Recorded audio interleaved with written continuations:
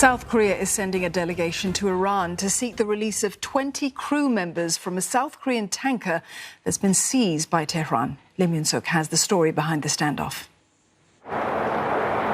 In a report to Parliament, the foreign minister said he was trying to verify facts related to the seizure of the South Korean tanker so that it could use them when trying to negotiate the release of the tanker and the 20 crew members on board. Iran says it was seized for allegedly marine pollution, but local reports cited the ship's operator as saying that was not true.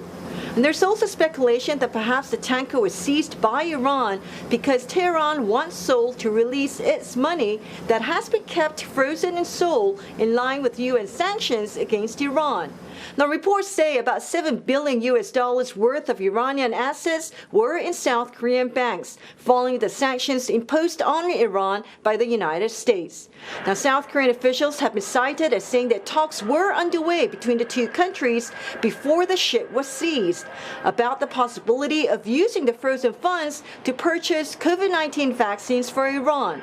Apparently, this was approved by the United States as purchasing vaccines was seen as a humanitarian transaction, and thus they were eligible for sanctions waiver.